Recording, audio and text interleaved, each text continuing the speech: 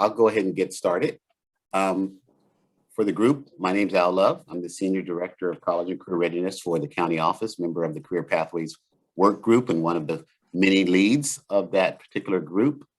We're always glad to have this opportunity to talk about the region and the work that we're doing in college career readiness. And with that, feel free to leave your name and your association, district association, or what have you in the chat. I think I'll go ahead and do that right now. I'm even going to leave my, I think it's in there, right? Oh, came out kind of weird, but the link at the bottom of my invite should be a, there it goes. Shows the San Diego County Office College and Career Readiness website. So you can always go and check that. And we throw a lot of stuff up there regionally that we do to support our college and career readiness programs, as well as work-based learning, videos, et cetera, et cetera. So if you are interested in seeing what's going on in the county versus a specific district, feel free to log into that link, cteinnovatesd.net. Our goal always is to talk about moving the needle of college and career readiness in the region. And by having a stronger regional support mechanism, we know that we can hopefully move the needle in the K-12 setting, having more programs participate in college and career readiness. And our community college partners are a key aspect of a strong, high quality college and career readiness program. For me, the big deal with that is it helps us when we talk about getting grants and being able to support your work in developing high quality programs without affecting your general fund, which we know is always a challenging thing to do. And so today we have the adult ed program sharing with us a presentation about adult ed in the region. And we're going to give you some updates on the work that we've been doing, and Amrita is going to take the lead on that. So go ahead, and we're up to 29. So sit back, and we might finish this a little early today. So Amrita, thank you all for coming, but Amrita, I'll hand it off to you. Thanks, Al. I'm Amrita Perman. I'm the Dean of Career Education and Workforce Development at the San Diego Community College District Office, serving across our 4 institutions: City, Mesa, Miramar, and the College of Continuing Education. I am one of your 3 tri-chairs for the work group, which is why you're all here today, right? We're work group 1, regional career pathways. It's all about that first pillar of the guided pathways world and community college, clarifying the path. That's where this work group falls regionally under the regional consortium's strong workforce regional efforts, right? And so that's why we're all here. Our 3rd and wonderful tri-chair, Denise, couldn't make it today, so you're just stuck with me and Al, but we'll do our best to carry on without Denise today. But thanks for that heart, Leslie. It's good encouragement, right? We can do this. But yeah, thank you so much for being here. So we do have a wonderful presentation planned for you. I'm super excited to have Crystal and Uta here. As you all know, because you're part of our work group, but I will remind you that work group 1 has some subgroups, right? We've got a subgroup on middle school, high school engagement, and a subgroup on adult ed. And in some ways, I don't really know why we call it a subgroup. I think because in many ways, all of us fall under career pathways. But really, adult ed is a massive work group all on its own that is doing so much incredible work. Really right now, very much focused on alignment and data coding and alignment, which is a massive undertaking and super critical for us to do other partnership activities region-wide. And so they're super busy in that space. But we've politely asked them to spend even more time with us to actually talk a little bit about acceleration, right? That early college credit component. And so that's what today's presentation is going to be focused on. But before that, I'm going to give you a little update on our projects, right? So we all remember sort of what's been happening. So as you all know, we have a couple key priority projects for the year, really the early college credit and program finder. And so in career pathways, this first pillar, clarifying the path, we sort of have three main areas of work, right? Outreach, alignment, and acceleration. And those areas are all about sort of high school to college and adult ed to college, all focused on how do we increase awareness of high wage, high demand, high skilled jobs. How do we ensure our pathways are aligned to employer need, also to each other, so there's seamless transitions, and how do we accelerate people's work through this space? And I think actually this is an older version that you've just shared because it's missing our outreach, alignment, and acceleration. But that's all right. You see the broader pathway, these on-ramps, all of that. And so in this space, as you know, we've been focused on the program finder, which Heather's going to give a little update on, but also early college credit. And as you know, we've been spending a lot of time with existing resources. There's so many cool things. And Amy, thank you. You're always sending me like extra new materials. And I'm like, yes, let's use this. Like, why do we have to reinvent the wheel? So we're working on all of that. But the big thing that was identified by all of you is really the need to start with definitions, right? I thought we could do everything at once, but we can't at all. We had to really start with, hey, we need definitions. We need to make sure we're all using the same language. And you know, it would be really helpful for our partners is if the community colleges would all agree to use the same language. Wouldn't that be a great place to start? And so that's where we've started. And you all saw a number of rounds of those first definitions. And thank you so much for your feedback and all of your participation in that. I know sometimes it can feel like you're spinning your wheels, passing back and forth these documents, but they just get better and better and more refined.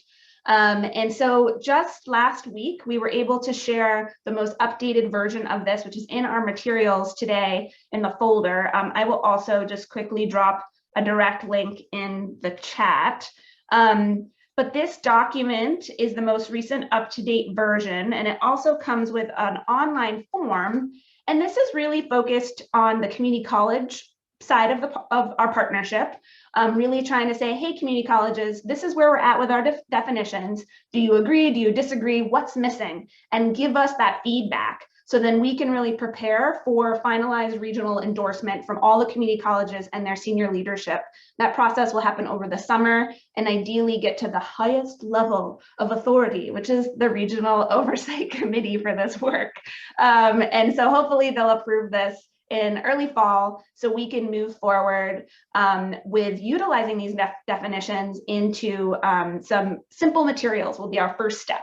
So some one-pagers, info flyers for students and parents, all about just what opportunities are there and sort of what do they entail. Basic stuff as a first step, and ideally these materials will be done by the counselor conference in December. So that's the goal. And while we're doing that, WestEd is going to be moving forward with some informational interviews focused again on the community college side of the house, asking for space and time to interview CCAP leads and articulation, course-to-course articulation leads to really get a sense of what each college uses for tools and what their basic processes are. And so that will inform, obviously, the broader regional guide, but first step of just making sure we all know what is in common and what's different. And that'll come back to this work group so we can all assess it. And then we can regroup and sort of say, okay, what questions do we have? Where are there areas that really need attention? Looks like we're actually much more aligned than we thought, or wait a minute, we're way disconnected. Where do we go from here? So that's kind of where we're at with that first project. And for those who are not in the community college space, our wonderful K-12 and adult ed partners, please feel free to utilize the document and continue to send us your feedback. The form is very community college focused. You could still use it, but you'll just have to type in NA on the spaces that don't apply to you. But also feel free to just send us additional comments. Most of you have already seen these and given us your comments, but we still welcome that feedback. So if you haven't had a chance, or you're the one passing it around but haven't read it yet, which I will admit, I've been sending that document around, and it wasn't until last week that I actually read it word for word, and boy, did I have a lot of edits. So, you know, no shade. I know it takes some time, but I appreciate both you passing it around and you actually reading it, because it can take a little while to actually read it. But so additional feedback is always welcome. So that's really the update of where we're at with those definitions. Any questions before I give a brief update on our equity discussions? I have a question. This is Kelly. Hey, Kelly. I have I need to read through the document too, but when we talk about definitions for community college, are we talking, is it inclusive of non-credit as well as credit? Yeah, so we're seeking regional endorsement of early college credit definitions, terminology, and sort of key issues that apply across high school to college and adult ed to college and non-credit to college. Thank you. Yeah. And let me just add, from the K-12 perspective, I remember many a time I would walk into the counseling office and I'd have a question about certifications. And in 20 years of being a high school administrator, no one ever told me about adult ed. And I had an adult school on my campus, on 2 of my campuses. And so I think that what we should achieve in this goal of trying to get definitions out is something that is digestible in a fast way to the reader, something that's very understandable to our counselors, where this information is truly the place where kids are directed to get answers, and parents are directed to get answers. And if by happenstance, at least in the CTE space, if CTE teachers have a way to understand what it really means to connect to the community college partners, that is a grand slam for me, because I know for 20 years I never referred one kid, and I was at big campuses, 2,800 campuses, 2,800 students was the smallest. To not refer one kid is a major, it's malpractice in my view. So I think that this is great work to give something to your K-12 clients that is digestible, that is a clear roadmap for students, and it's accurate for whichever community college they decide to attend. Thanks, Al.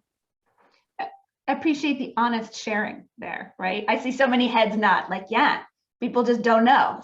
So what can we do as a work group to really ensure that we're, we may need to get into the weeds, and then we need to come out with products that are super easy to understand and are clear, right? We don't want the whole world to go through the process we're going through, right? Let us do the work.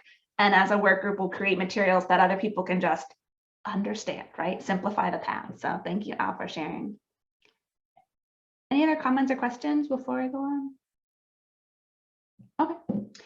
So for the equity discussions, this is fairly brief, but I first wanted to just say thank you all so much for participating in the last activity we did around the Padlet. It was really wonderful. We just put out, for those who may not have been there, we just put out some broad questions about equity challenges, opportunities. How does our work group goals and activities tie to equity gaps? What are the equity gaps? What questions do you have? Where would you like to see us focus? Those kinds of things.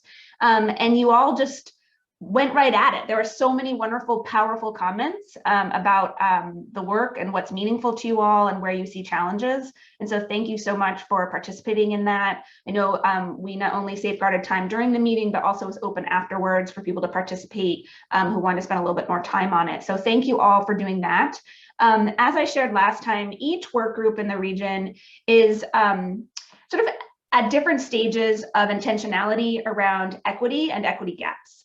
And I think, as a region, we're really looking at trying to do our best to clarify and define regional equity goals, real specific equity goals, and what does it mean to be an equity-minded regional initiative. And through sort of the broader implementation group across all the work groups, as we kind of dive into that and disentangle that and try to make meaning of that, each work group is sort of at different stages of talking about it and working with it. And since we're somewhat new in not only that discussion in our work group, but also in some of our efforts together, we are in, again, a little different stage than everybody else. But those first discussion elements were shared with the implementation committee. And right now, what the focus is all about kind of tying that feedback into clear metrics that we're held accountable at a regional level and sort of seeing, okay, if these are the areas that people are interested in, this is where there's passion, this is where there's concern, and then here's where we're being held accountable. How can we marry the two to make sure that we're actually driving the closing of gaps while meeting all of the accountability metrics, right? Because sometimes we are held accountable to metrics that actually you can meet without closing any equity gaps at all, right? And I'm sure you're familiar with all the different grants you report out on. You know, they're all about maybe in language closing equity gaps, but the actual things you're held accountable to don't necessarily do that, right? And so we want to try to really be honest about that and create space for talking about that kind of challenging conversation, and to really try to make meaningful use of the metrics we are accountable for in order to actually close the gaps. So right now, the region, through the broader implementation committee, is assessing some of those metrics and trying to identify the largest disproportionate impact spaces, right? So everything looks a little different if you look at metrics all about recruitment, if you look at metrics that are focused on retention, or if you look at the metrics focused on the end result, employability. There are different ways of assessing disproportionate impact. And so right now, that's where the work is at, to sort of assessing those. And then hopefully in the coming months, we'll have more to share around where specifically the region is focusing on, so which specific leading metric, and then what the disproportionate impact looks like, and how we might start applying that to our work group efforts, so that all the work groups have a clearer alignment to a broader regional goal, and then a specific first step within that larger equity goal. So that's kind of an update there. I don't know, Deneen, if I missed anything, if there's anything you wanted to add. No, that was perfect, Amrita. Perfect. Okay. Perfect. Oh, wow. Any questions about that? Okay, thank you so much. All right, so the last project update is Program Finder, and I'm going to hand that over to Heather. Sounds great. I'll be pretty quick. I just noticed my battery was running low on my laptop, and I had to run to the other room to get my cord. So thank you, Amrita, for giving me time to do that. Okay, so Program Finder, this is the K-12 to Community College Program Finder. I did a short presentation, I think, our last work group meeting, so I'm sure many of you are familiar with it. I also did a brief presentation, Michelle Kirk and I from West Ed, at Workforce Development Council, WDC meeting this past Friday. So we're definitely getting the word out. I just wanted to give you guys a quick update because we've got some materials, resources to share and things to put out to parents and students soon. So when you go to My Workforce Connection, can you guys see my screen okay? When you go to My Workforce Connection and you click on here, Educator Resources, everything Program Finder related, it can be found here, K-12 to Community College Program Finder. And of course, the link here to the tool, if you, just to bring back some memories, it looks like this. So that's the link to the tool. What is it? All of the flyers, we're actually finishing our practitioner soft launch phase right now, and we're heading into the more public launch. We're hoping to have this information, these flyers and these marketing materials by the end of this month to push out to the region. So we will have flyers both in English and Spanish for parents and students. So those are coming soon, and they will be linked right here, as well as we'll send them out to the region in an email. This flyer has been out for a while. This is the practitioner flyer. So this can be shared. If you want to just be like, hey, I found this tool, it's a great resource, feel free to share this flyer with your colleagues. And then we also have some stakeholder messaging, which is ready to go for our districts, our K-12 districts, as well as our LEAs and community college districts. This is all templated messaging for different audiences, right? That can just be used in any kind of platform, social media, whatever it may be, emails, or whatever that the LEAs or districts would decide how they'd like to, showcase or talk about the Program Finder to parents and students. And then we also have a video here that I'll go ahead and play it because I don't think you guys, some of you haven't seen it yet. We're looking to possibly add our region's college logos to this video. It might take a little bit of time, but this is available now. So let me just play this video really quick. Let me share my sound and I'll play it really quick here. Sorry, I didn't have it queued up, so it's going to be a minute. Who's an avid gardener, it's really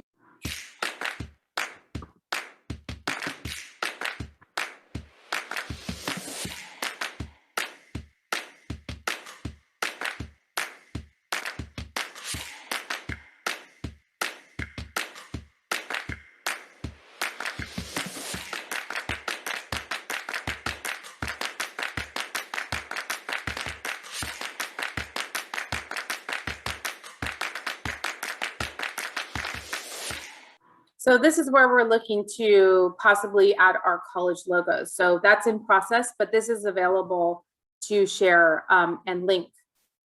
We did have all of our practitioner workshops and everything that went out this past month. We had 2 practitioner workshops for K-14 counselors, faculty, anybody that really wanted to join us to learn about the program finder. Michelle and I put these on. We have the presentation that is accessible here, as well as the recording and the data collection and process context documents of how we're getting the data every year annually and how we're updating it.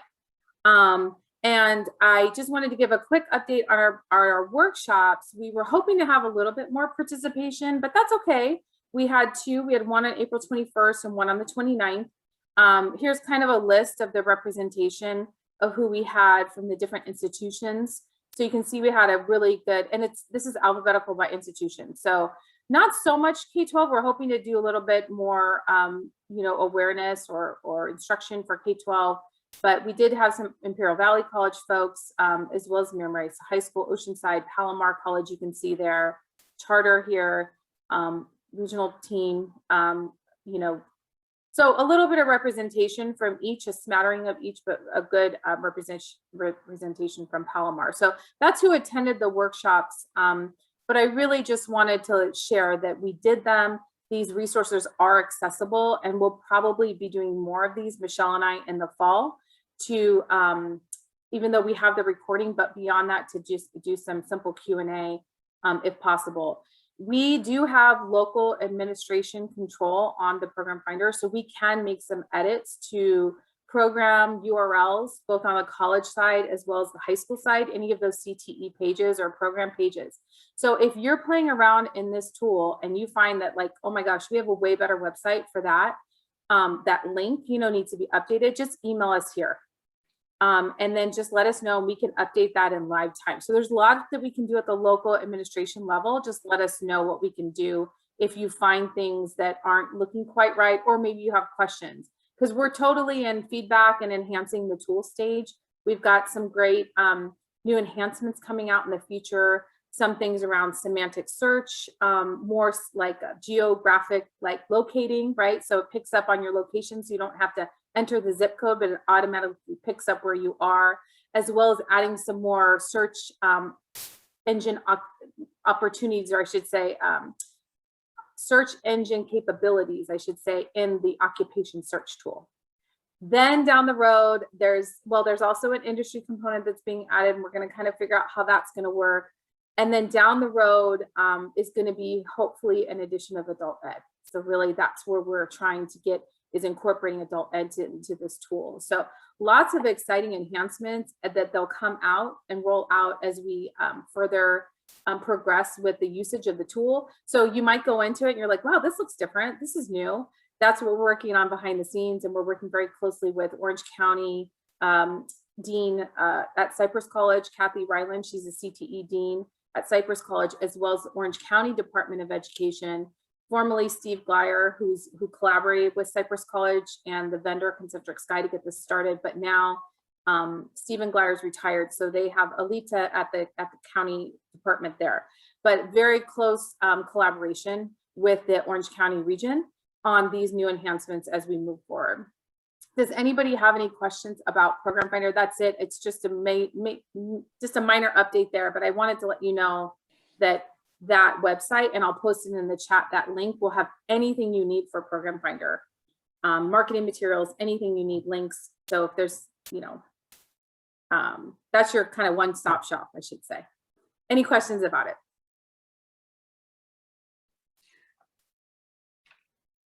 I can add that the one thing I heard last week, we had a CTE middle school symposium. It was an engagement, trying to engage our middle school partners into really working with us to develop their CTE programs.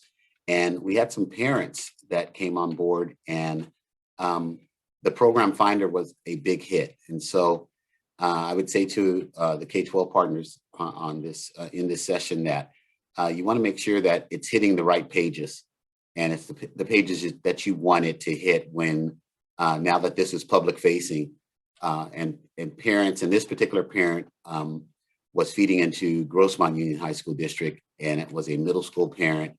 And she seemed to be very shocked at what she learned. The Grossmont page is a very good page. It does link up very well. And so she was very encouraged and talked about the PTA and being able to share this with parent groups. And so if that echoes itself throughout the region, I would be hopeful that you are happy with where the program finder would locate parents if they were seeking out information about CTE programs in your district. So just be aware that it's going to gain steam, and you decide the URL. So some of them go to kind of static places. And so take this opportunity between now and the summer to put some effort in making sure that pages are locating exactly where you want them to go. Thanks, Al. And we're working on a really fun flyer, kind of creative and fun for parents and students for around Program Finder, which will both be in English and Spanish to push out here in the next couple of weeks.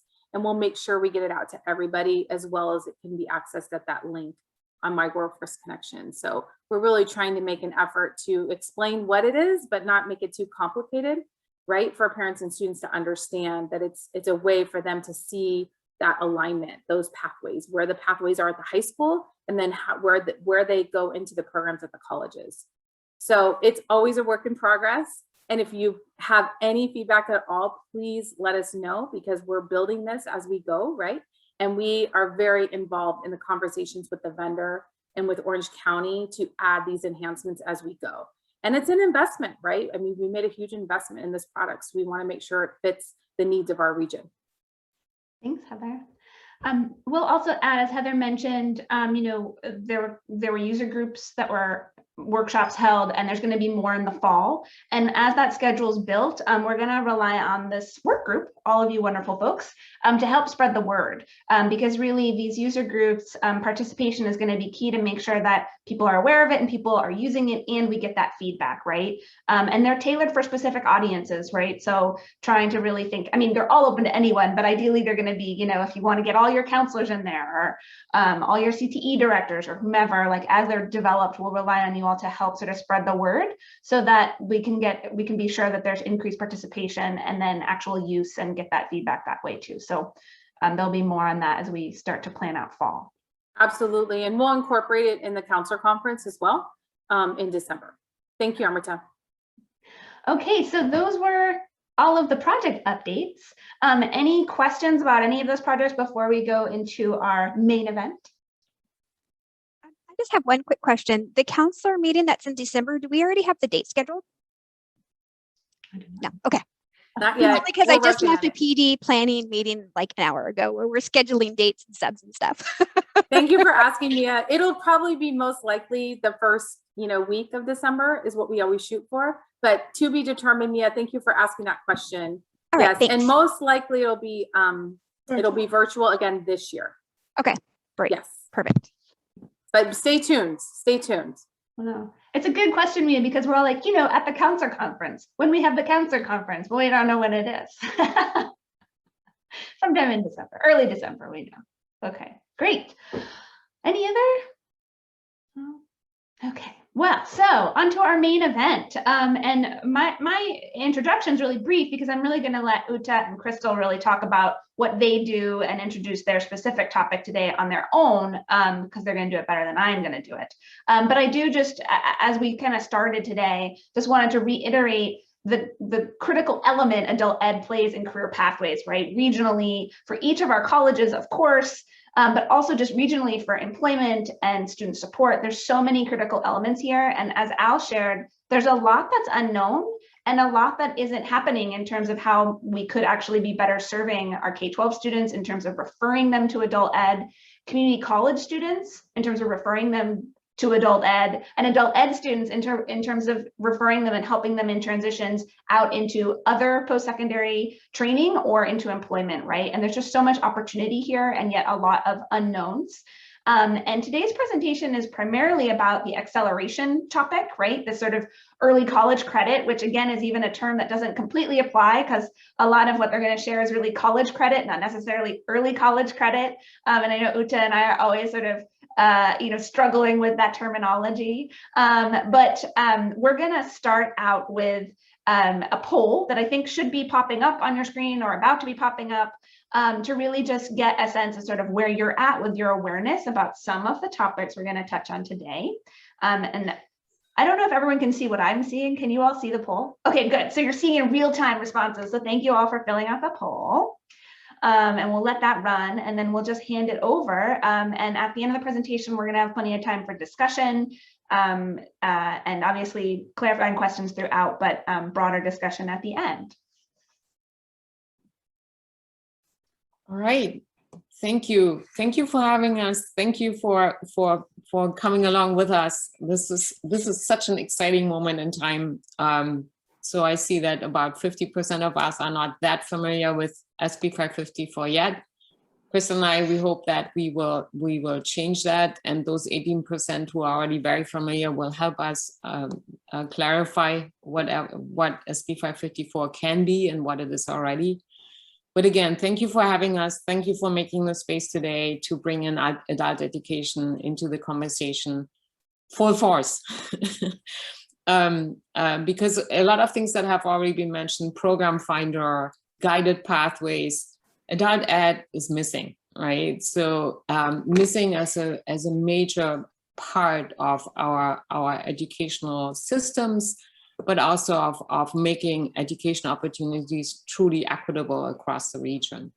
We titled our presentation today dual.co.enrollment to address a little bit right away that sort of the need for clearer definitions. Thus the handbook that Amrita mentioned earlier is also very beneficial for us bringing adult education into that conversation right away as well. So we would like to let that stand for a moment and not define quite yet what dual.co.enrollment might be. We also wanted to right away add a disclaimer. We will talk today mostly about K-12 adult school transitions to credit college courses. So this will seem to some of us like we're ignoring non-credit. We're not. It's always on our minds. We just wanted to give a little bit more space to K-12 adult schools to credit today for our main topic, acceleration. So with that, brief intro reintroductions. I'm Ute Maschke. I'm the East Region Adult Education Manager. East Region Adult Education is one of 71 California Adult Education Consortia. I'm officially, no, I am full way an employee of the Grossman and Cuyamaca College Community College District. And with me is Crystal. Crystal? Good morning, everybody. And again, thank you, Amrita, Al, and the rest of the team for having us here today. I'm Crystal Robinson. I'm the project director / program manager for the South Bay Adult Ed Consortium, Southwestern College. And just the reason why I have those two is several years ago when our consortia structure was being formed, the state would refer to the contact person for the consortium as the project director. And so I became the project director because I was the point person. But I'm officially employed by the Sweetwater Union High School District, and my title in that district is program manager. So depending on who I'm talking to, I have different titles, I suppose. And that already explains a little bit where K-12 adult schools and adult education is right now in the state of California, right? We're in this in-between state where our consortia have quite a little bit of flexibility and freedom as it were to operate between community colleges and departments of ed high school districts. But it also comes with a lot of responsibility and a lot of really exciting opportunities and challenges. Krishna and I are representing on behalf of our so-called super region. We have 5 adult education consortia in our San Diego region.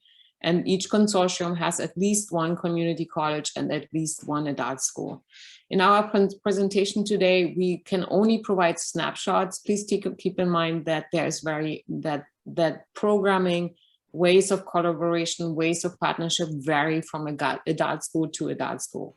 So I'm sure there will be moments when some of us today feel like, wait a minute, you're not mentioning X, Y.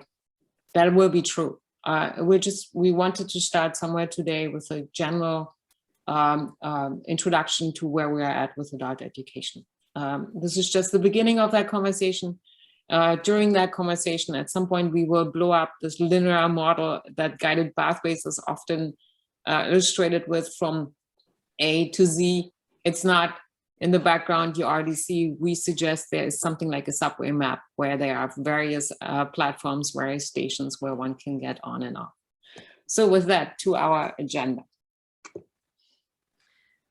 Yeah, so, you know, going along with what we were discussing earlier, moving the needle, acceleration, transition, transformational change, basically. It consists of lots of different components today. And so we wanted to touch on transition and support services currently available in adult ed, articulation and alignment, how that might differ from K-12, special admit status under SB 554, co-enrollment or dual enrollment, and finally allow some time for a discussion at the end. So if you join us today as either a K-12 CTE lead or a college lead, we hope that you will discover that adult education programs may serve as transition steps toward college. They can also reinforce programming by offering more hands-on hours, which are often a challenge at school districts. They can augment high school programs with additional certifications, and they can broaden, of course, pathways and career options for our students, for our adult learners.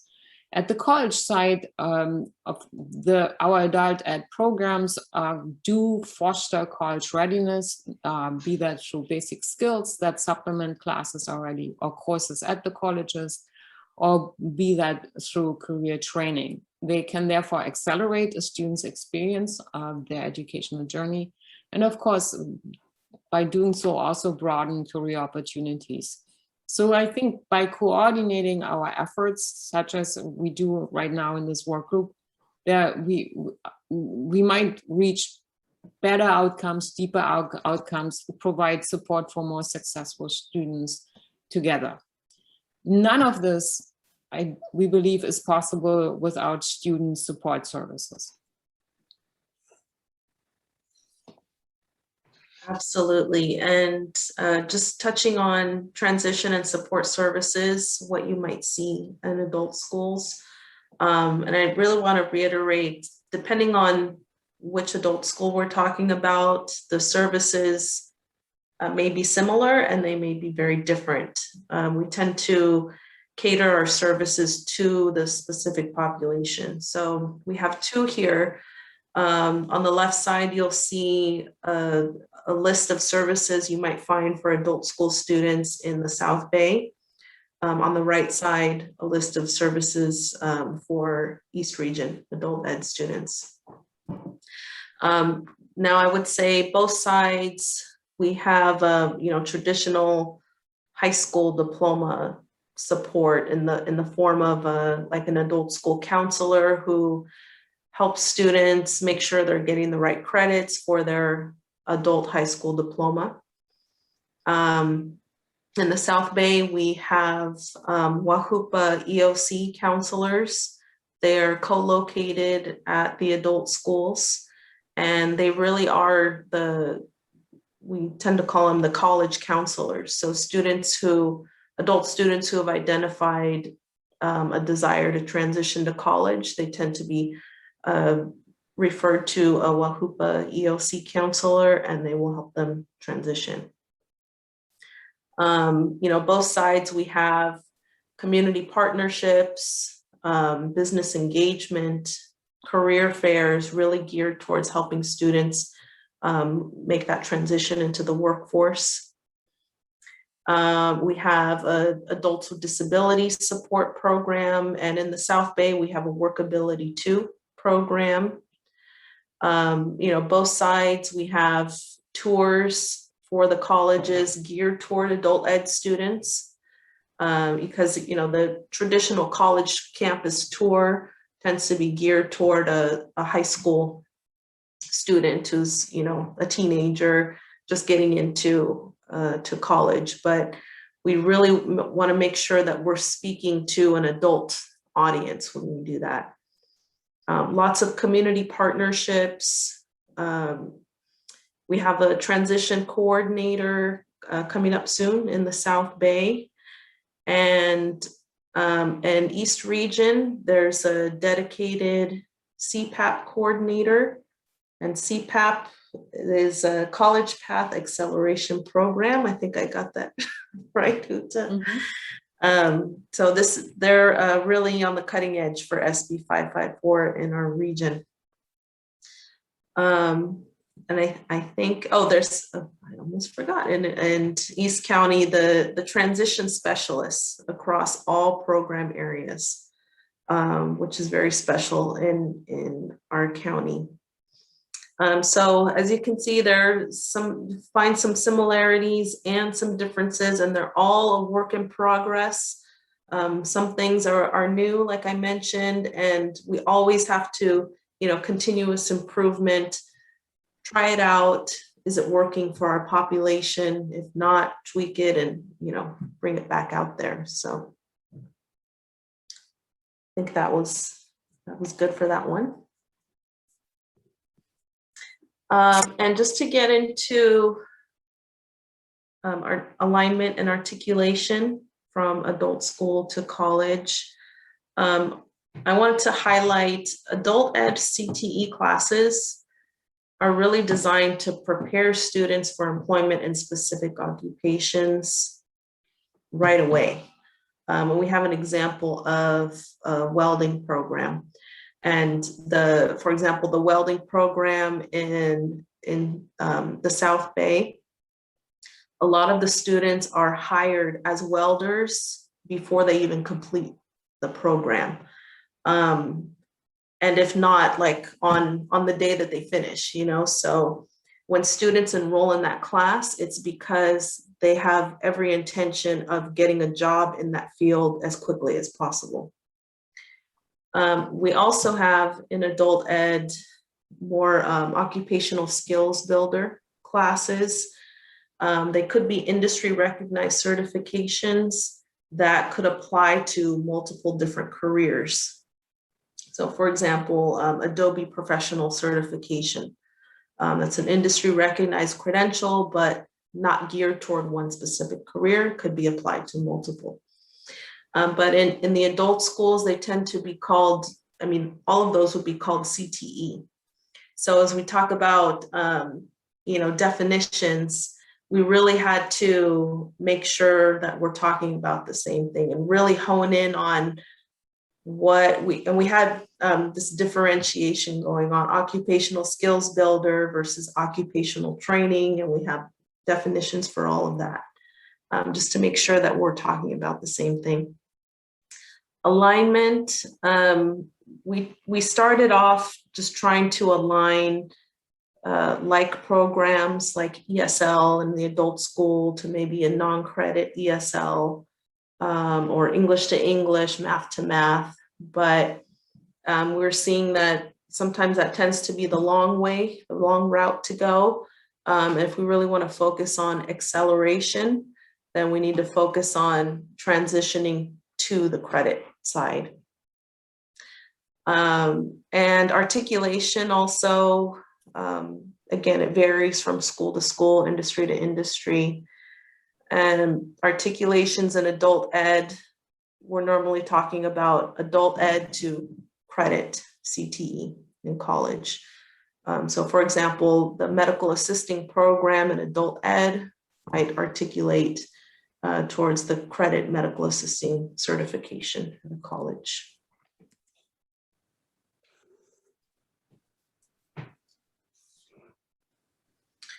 And this is a snapshot of what we're working on for our piece of the Program Finder tool.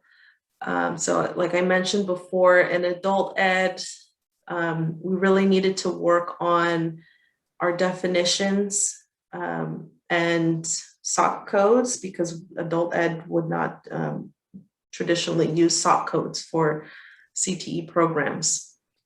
So first we had to distinguish between, is this an occupational training course, more like a welding course that would prepare students for a specific career right away?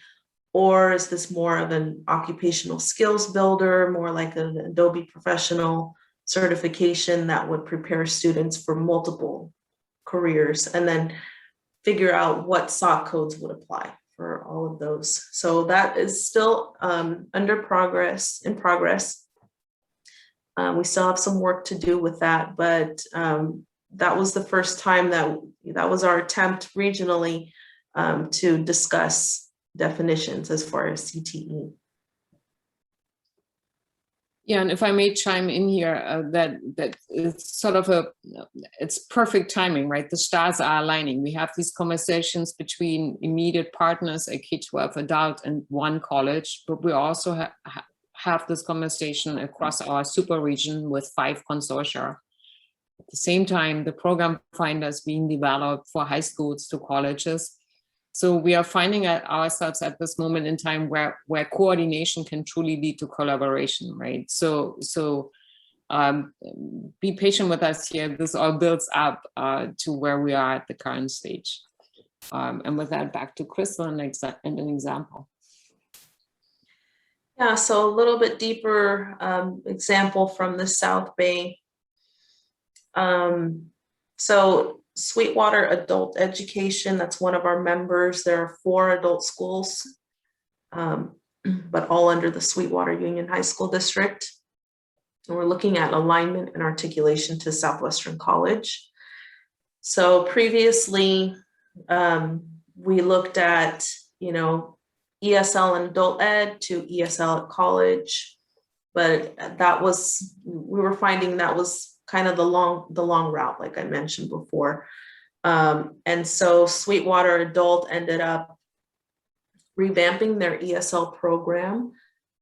So as opposed to, the traditional ESL 1, 2, 3, 4, 5, they created ESL pathways within Sweetwater Adult. So now they have academic ESL, workplace ESL, and community ESL.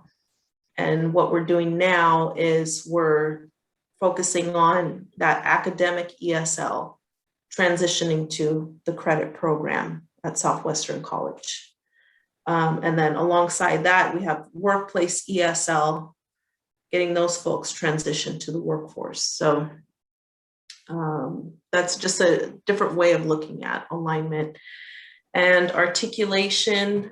So far, we have 11 CTE courses and counting at Sweetwater Adult that are currently articulated to the credit side at Southwestern College. So just a few examples are medical assisting, CNA, culinary arts, admin professional. So meaning an adult school student in any of these programs would be able to continue this program at Southwestern College, get some of those credits out of the way. And we found that having one point of contact on each side really streamlined our process. So, looking at various different industries in adult ed, trying to connect to various different industries at Southwestern College, we really found, just one person coordinating on each side, we're able to kind of streamline that process. And we also were able to share our industry advisories, because that was being done in isolation too. So Sweetwater Adult would have their own industry advisories. Southwestern College would have their own industry advisories. And then also the K-12 side of Sweetwater had their own industry advisories. So we had basically 3 different sets of industry advisories happening in the port industry, they were probably in, in 3 different advisories, all for the same area.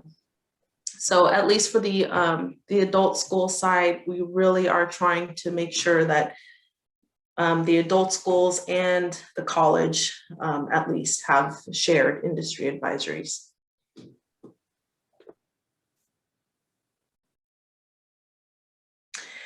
And here's a snapshot from the rest of the region. There are articulations, you know, with the rest of the adult schools. So we have Escondido Adult, Poway Adult, Vista Adult. Those are all under the Education to Career Network. And those are articulated courses with Palomar. Excuse me. And then we have Grossmont Adult articulated courses with Grossmont Cuyamaca, and working on an alignment with math and English.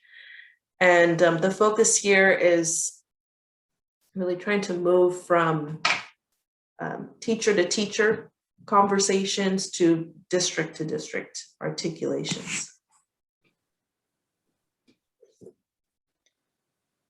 Which is a start, right? This has been going on for quite a while. So all adult schools have been working on alignment and articulation for a long, long time. The examples we provide here are unique to each college district for an adult learner who might need to be more flexible. This can pose quite a few challenges because even the numbering systems differ from one college to another. Even what one adult school set up is their welding class might be different from what another adult school has as their welding class. So our mapping project that Crystal already showed a little glimpse of tries to address that as well, right? How can we make this simple enough for an adult learner who might need to move across the region and not necessarily to the college with which we are aligned already? In this more traditional model, these alignments and articulations would work for a student who would just matriculate the traditional way, right? When the stars truly aligned, SB 554 came and surfaced. SB 554 is truly equity focused. The way it came about in itself, I think, is a beautiful example for what we can do in education to be truly revolutionary. Right? It's built on a grassroots effort by one region in particular, Chaffey College and its consortium, where there was a strive. Can we dig into an already existing code and see how to make it equitable for students at adult schools, where there had always been a special admin, or not always, where there had been a special admin status for high schoolers. There had never been anything for adult ed students. SB 554 changed that through this grassroots movement at Chaffey, and then with a region-wide and then statewide effort to advocate for putting SB 554 into the body of law. SB 554, as you see, authorizes a student pursuing a high school diploma or a high school equivalency certificate to enroll as a special part-time student at a community college. Now that changed almost anything. That can change almost anything. That can change how we think about alignment. That can change how we think about articulation. And what it changes is partially lies partially in the elements and key differences to California Promise that SB 554 provides. Students may take up to 11 units if concurrently enrolled at an adult school. The clock on the Promise first year does not start. That only starts when they transition to first year college student. So special admin does not take away the first year college opportunity. And colleges may waive fees and tuition for non-residents and international students. Now, this established the opportunities for adult ed students to check out college, to accelerate their high school diploma, high school equivalency at adult schools. It allowed them to explore other career opportunities beyond what they might have had officially initially in mind. And it helped the planning, how to accelerate the education that a student might want to engage in. In the process of which, and we have some preliminary data now, it increases the likelihood of students continuing with college. Now, waiving fees could go several ways, and I want to point out some more specific examples in a moment. The only condition that SB 554 poses for students is that they have to be co-enrolled with an adult school. And this co-enrollment has to be reauthorized every single semester. So there is an application process, and that's probably the one challenge hurdle, but that's doable. And fees could be waived for all students who met that one condition: be enrolled in a high school diploma or high school equivalency program at a college. Once the tuition fees can be waived, there are of course other fees to consider. Let me go back one. The most important, one of the important aspects for SB 554 is that it, for us to, I think, keep in mind is that number one, transcripts or GPA are not required. Number two, no questions about Social Security, the social ID ever, and no questions about residency. Again, the only condition student needs to be co-enrolled in a high school diploma or a high school equivalency program. I want to drill down a little bit and come to the specific example. What does that look like at Grossman Adult Education and Grossman and Cuyamaca Community Colleges?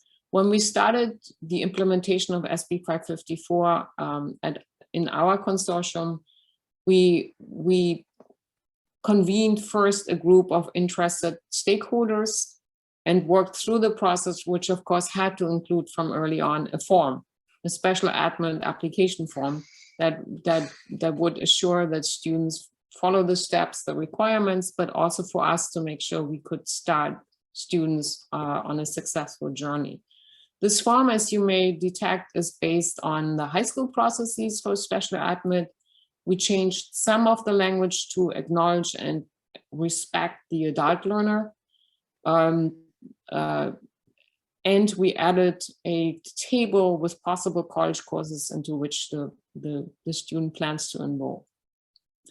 We then agreed on processes on how to work with these forms, how to support the students, and who takes on which responsibilities. For our consortium, we established terms of partnership where our adult education consortium would provide staffing for what we renamed the Community College Acceleration Program Path, CPAP in short, which is just our name for SB 554. So the staffing is provided by our consortium.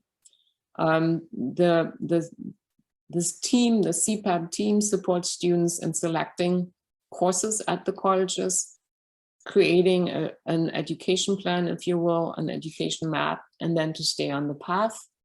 We coordinated all this heavy onboarding with college counselors, and we support the recruiting and marketing efforts.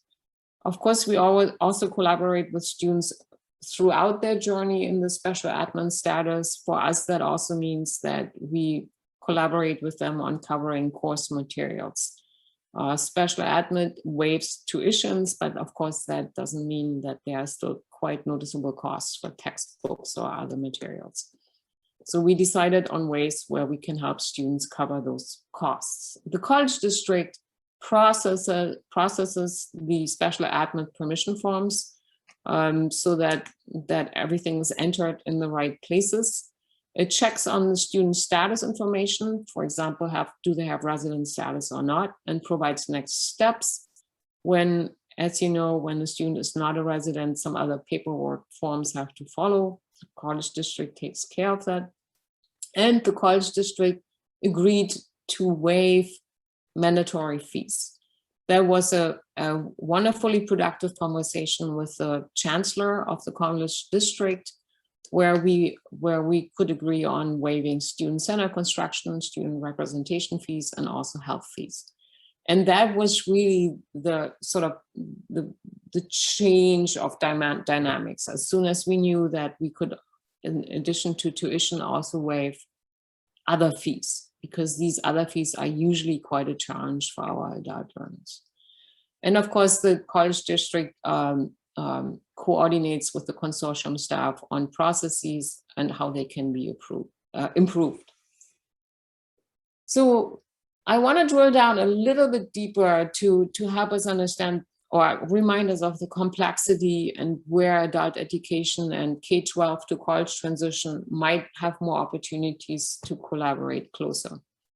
As we all know, the matriculation process is not the easiest for various reasons. We developed what we call a tracker that describes our work with students, right? From onboarding, where we learn some basic information, have a basic conversation with our students.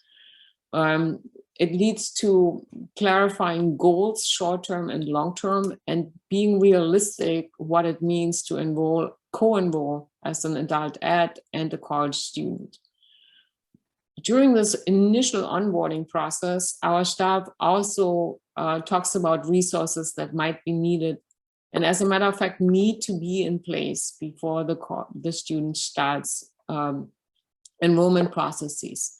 We found out that if those resources are not in place before the actual start of the special admit, students run into too many challenges and are quite overwhelmed by getting these resources in place later.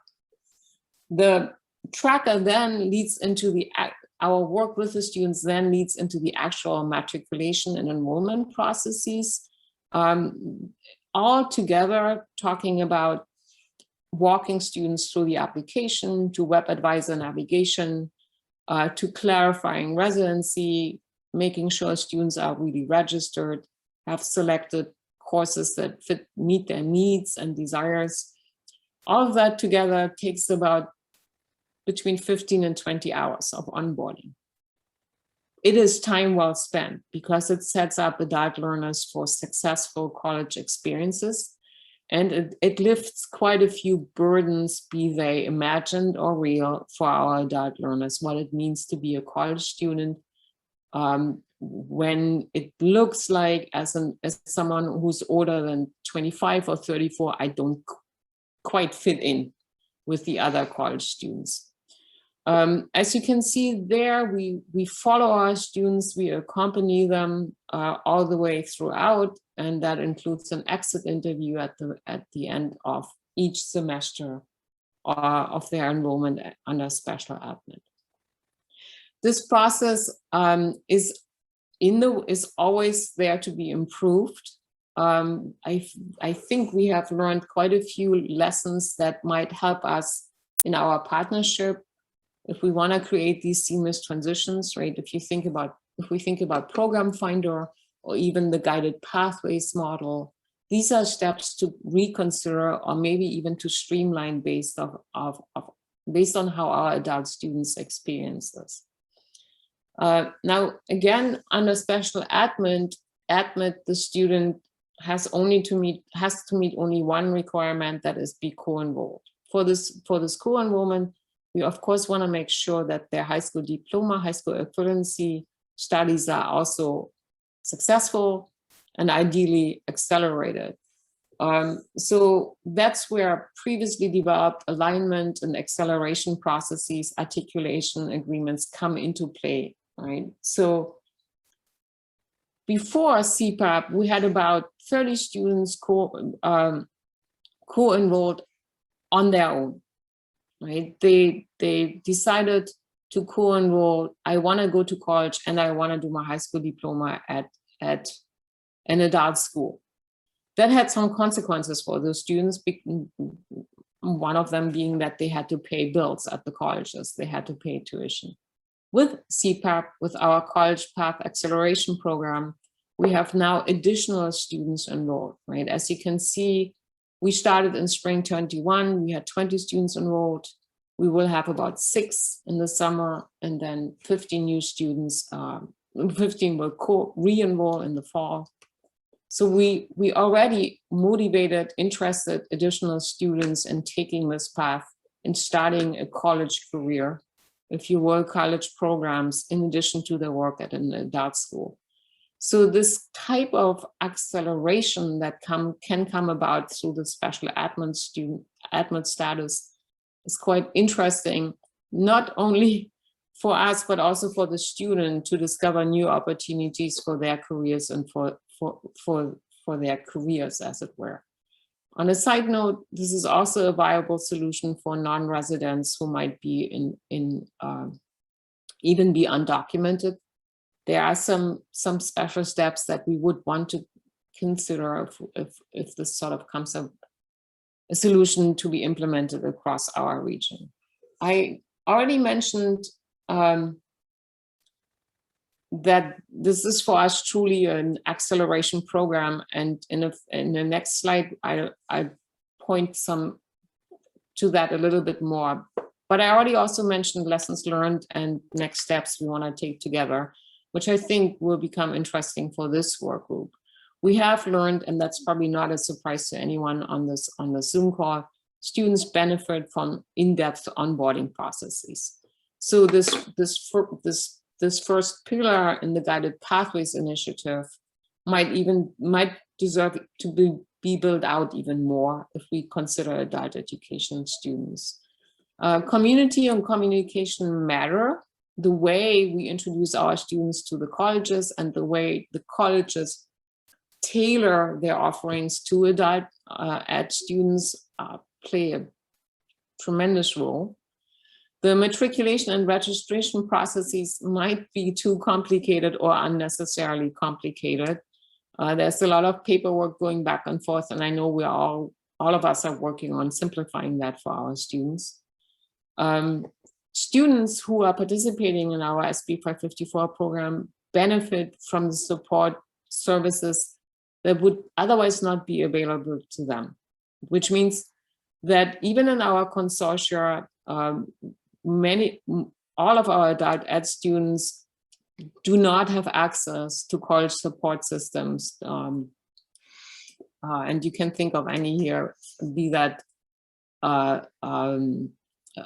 ARC programs or disabilities, things like that, where a student who's not matriculated cannot access those despite us being in these consortia. Students enrolled in SB 554 now have access to a much larger support system that each community college already has. And that could even include the food pantry. For us, next steps to consider are creating a digital workflow. Right now, these forms I shared with you are sent via email. That's cumbersome and not always, hardly ever preferable. We want to implement a coding and tracking system where we can follow our students, not just for data reporting, but also learning more about their experiences at colleges. We have not been able to track adult school learners once they leave adult schools. We're thinking about designing and implementing a new class that is tailored to the needs and plans that our special admit students have, which might as well serve as a college readiness class for other students that participate in adult school programs and are thinking about college anyway. And we are rethinking how we can work with ESL students at our adult schools who might already or otherwise self-matriculate. I'm sure we are not the only consortium in the region who has a large English as a second language population. Many of these students are already thinking about college. They self-matriculate for various reasons and then often struggle because they do not get the support that we otherwise have in place. SB 554 will help them especially during the years when they are not residents yet. And we are hoping to be able to introduce a work group that is dedicated to a regional implementation of SB 554. What if we don't quite leave it at from one adult school to one college? What if we use this as an opportunity to follow a regional approach right away? Let's make that aligned across the region so that it benefits students, adult learners across the region. What if an Grossman adult education student could matriculate under special admit, not just to Grossman and Cuyamaca, but to Southwestern or to Paloma or to San Diego Community College? That is SB 554 in a nutshell.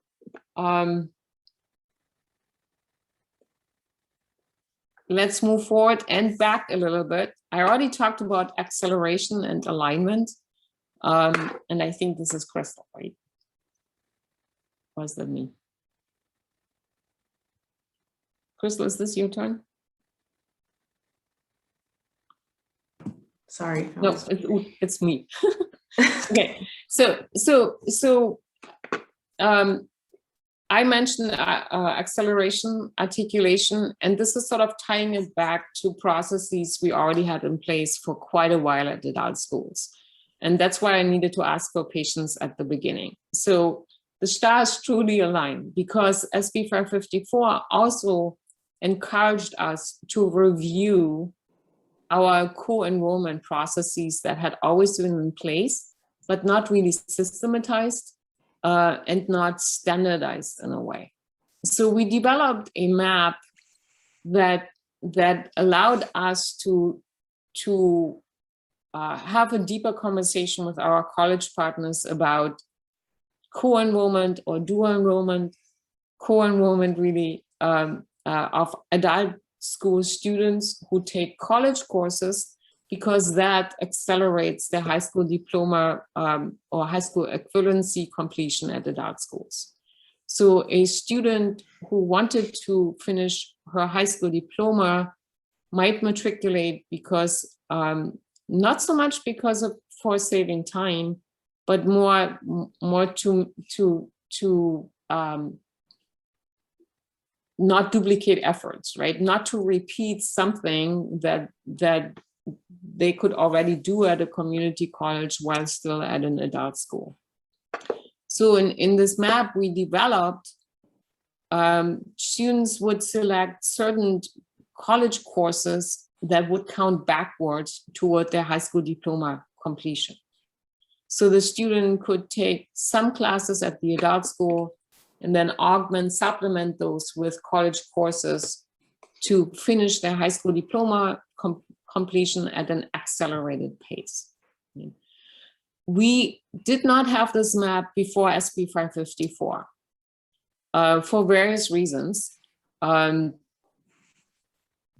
This map now helps us not only to communicate better with our college partners, it also helps our college partners to in supporting us in revisions of curriculum, in reconsideration of what it is that the adult school can offer to colleges to support their students, right? What if, for example, our basic skills, literacy, numeracy, English, math classes could support someone who's already co-enrolled at colleges?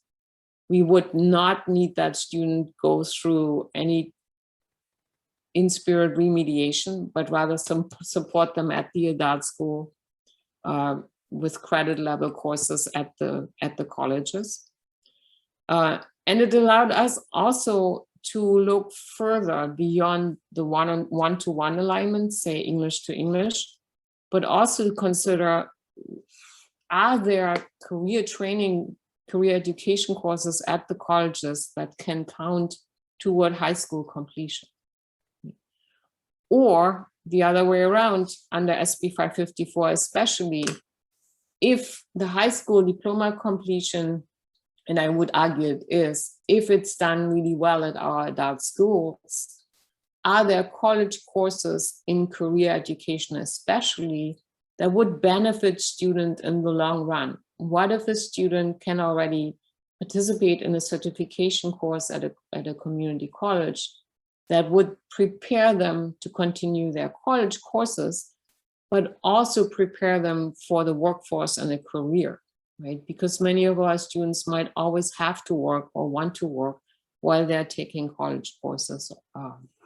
So we discovered through the SB 554 process that there's a huge opportunity to align and accelerate beyond what we thought was possible. If you think now back to the subway map, right? This is not a linear process anymore. This could go both ways, where a student enrolled at colleges can also participate in adult school programming.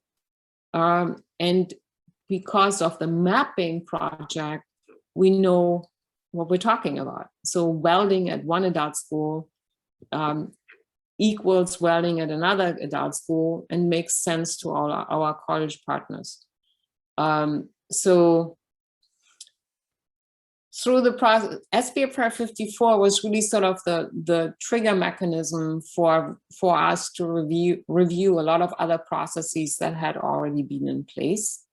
And it aligns beautifully with the mapping project and also with the program finder project.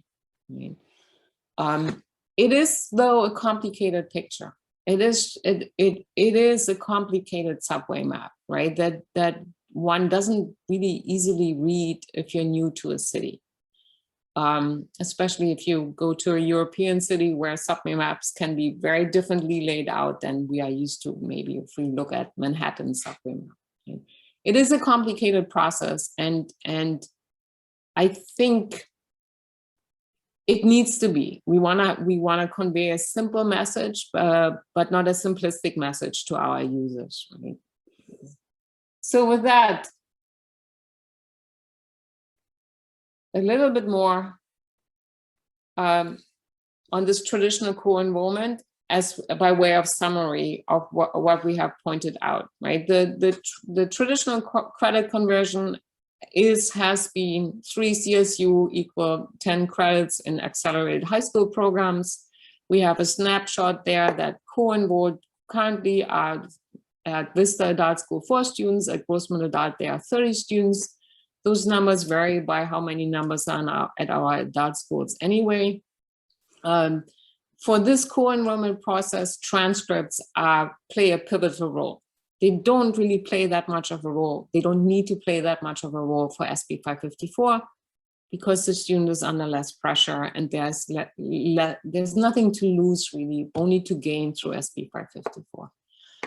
For the traditional co-enrollment process, transcripts are key. They need to be evaluated, and that's where the support systems come in that Crystal mentioned at the very beginning.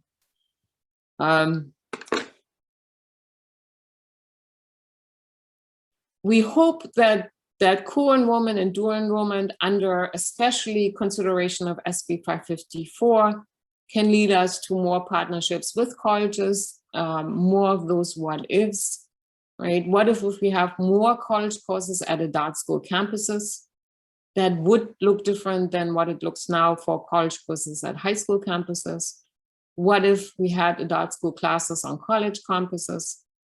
And then what if we could coordinate more across our different types of educational institutions? When Crystal and I talked about it, we had 2 more thoughts that don't quite fit yet in our presentation of acceleration, but we thought we would grab the opportunity to plant the seeds. The 2 seeds are one best practice from De Anza Foothills Community College, who that consortium actually implemented special admit for adult students across all adult ed programs, not just high school diploma and high school equivalency as SB 554 suggests, but open to everyone who is enrolled in an adult ed program. They did that using the education code code you see there on the slide. And we thought about the second seed we wanted to plant.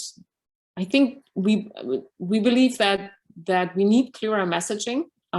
Back to what Al said in the beginning, right? No longer will it be possible that anyone can say, we didn't know adult schools exist. We want to keep online options open for our course offerings. Our adult ed students benefit from online options. Let's not go back to only on campus. We would want to fine-tune the application process, which is somewhat cumbersome for all of us who try to matriculate to college. We would want to continue the zero textbook costs because those course material fields are a budget item for us. And of course, we hope sustainable, but really only under zero textbook cost initiatives. And doing all of this, we of course want to strengthen adult ed as an integral part to our post-secondary education.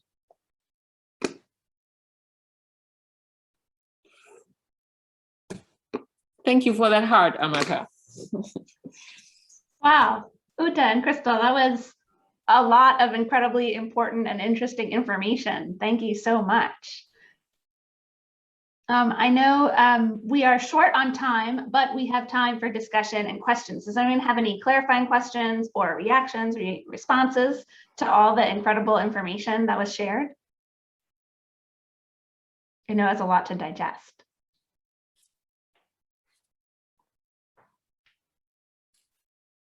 Well, I will add this, and I will ask any of my high school, and especially my high school colleagues to chime in.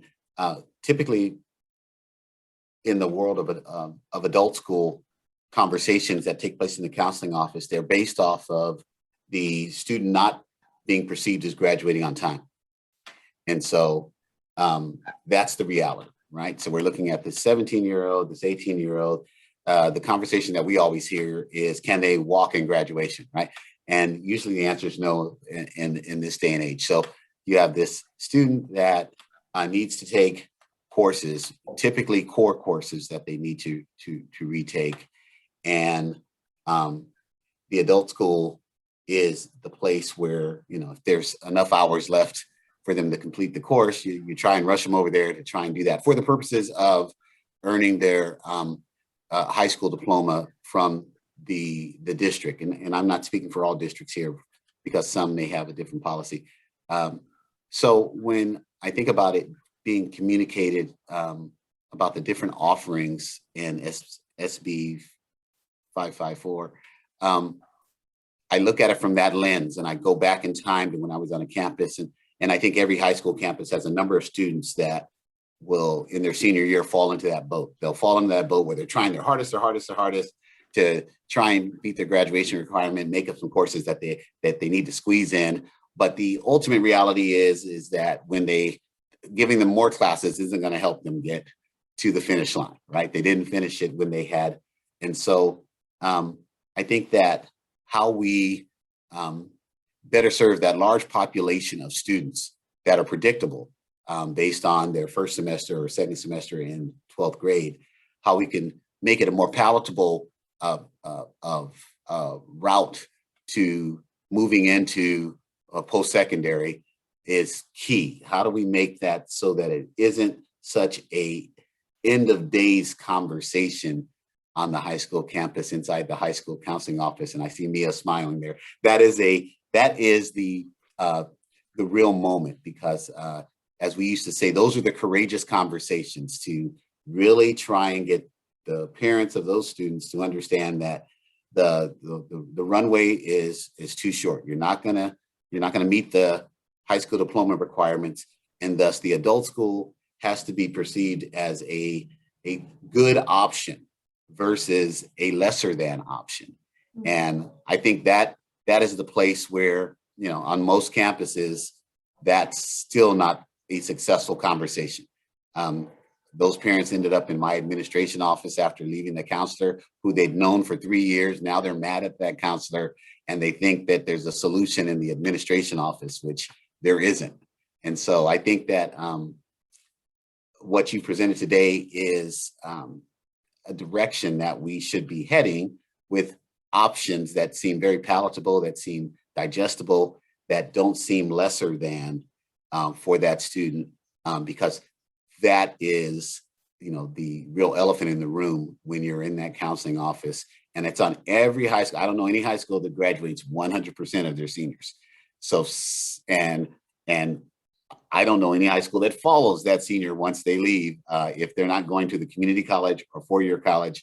And so we have this major gap that and feel free to share anyone that has a great system, but there's this major gap of students that I think we need to just really have a real specific message that's something that can be shared and started a little earlier than, right after winter break, and the student needs 9 classes and they already have 6. And that's my question is there a nice message, a narrative that leads into the adult school option that is a very positive kind of conversation?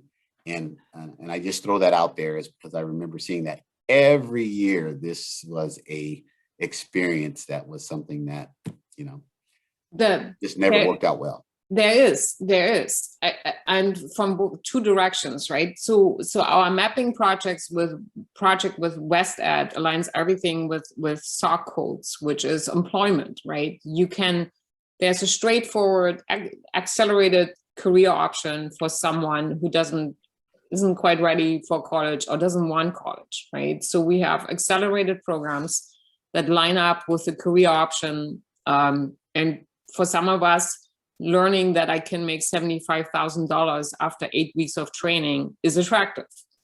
That's one. And then also these SB 554 special admittance provides colleges with more money in a way, right? So the payment schedule for SB 554 students is more than FTEs. That's attractive for 2 reasons. We can coordinate, right? So colleges who are interested in high school students, because that increases the numbers, might also think about adult ed as an option. But even more importantly, I think, is that the special admin gives us an opportunity to coordinate better between high schools, colleges, and us, right? Because it takes one major challenge away: tuition, fees. So if nothing prevents us from coordinating better under this special admittance as sort of an anchor for our conversations. And I don't think we have done that yet. You brought up a really interesting point. As far as you were mentioning the CCAP agreements and then waiving the fees for students in those agreements, how have you managed, or maybe this is a side conversation, targeting or tagging the kids or the students that become CCAP students, whether they're in high school or in adult school, as college students, to know that those fees are waived? Because I would think that without a system, it can become overwhelming. I don't know if there's a way that you've managed to tag them in your system, or some type of nuance that maybe we could learn from to expand our practices.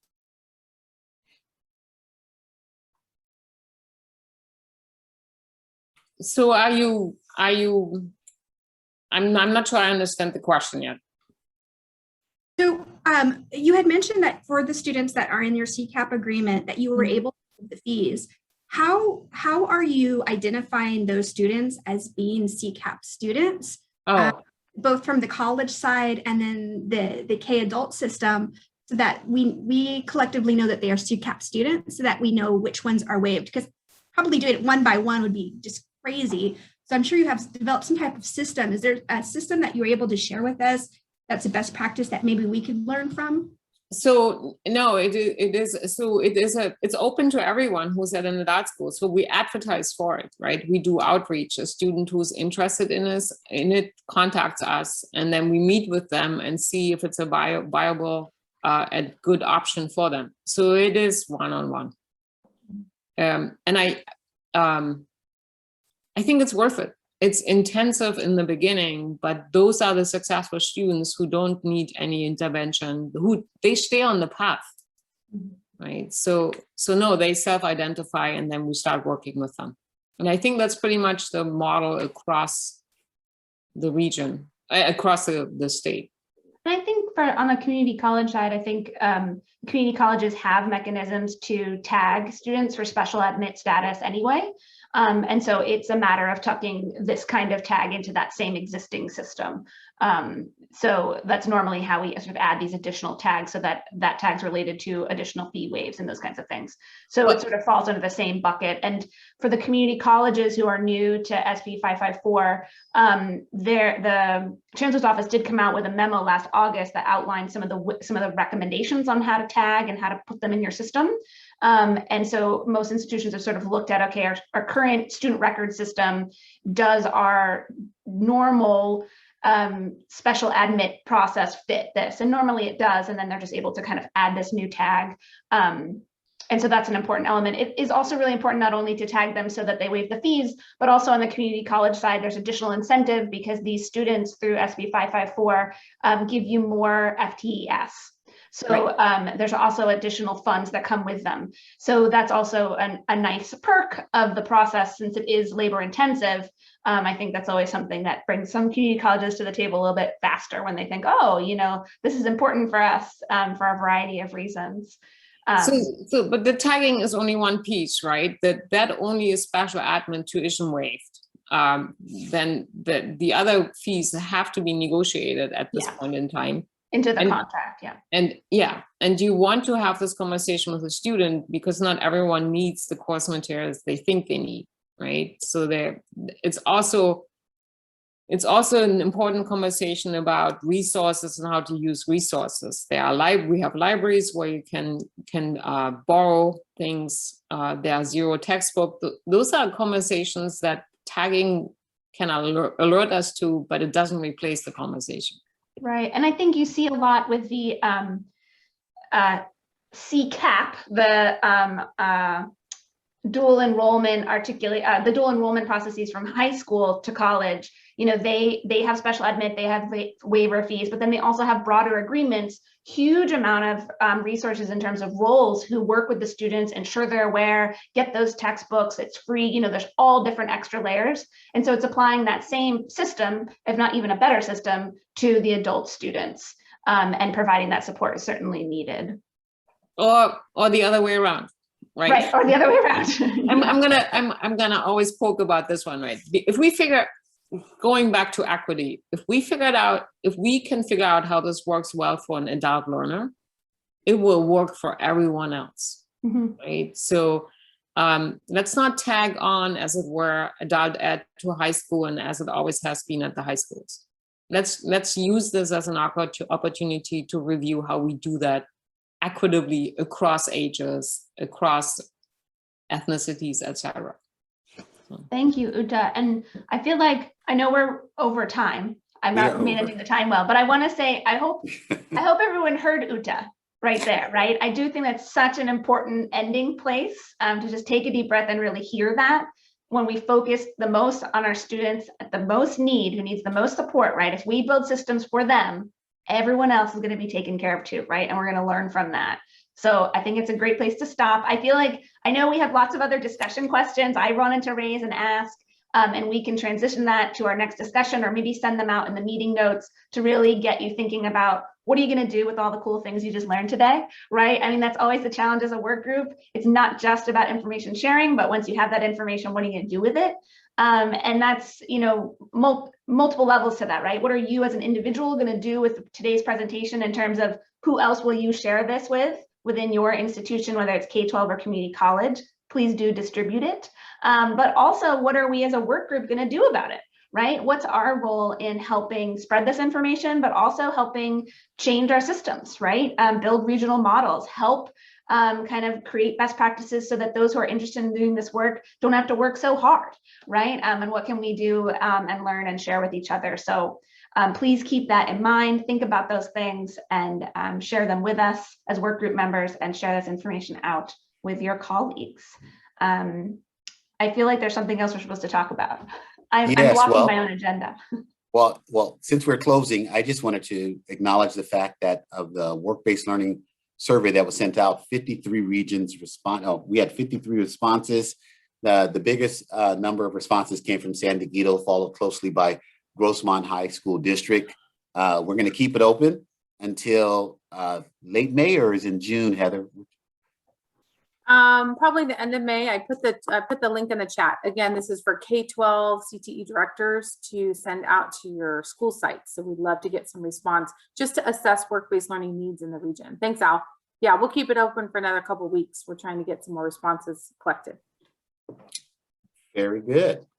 Well, with that said, if there's a last opportunity to share any last thoughts before we close out.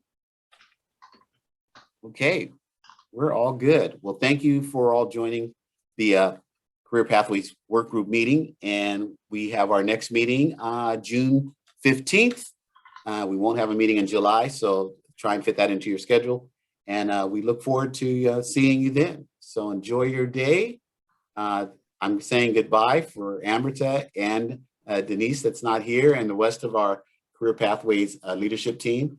Hopefully you'll have a great week, and we'll see you in June. Thank you, everybody. Thank you.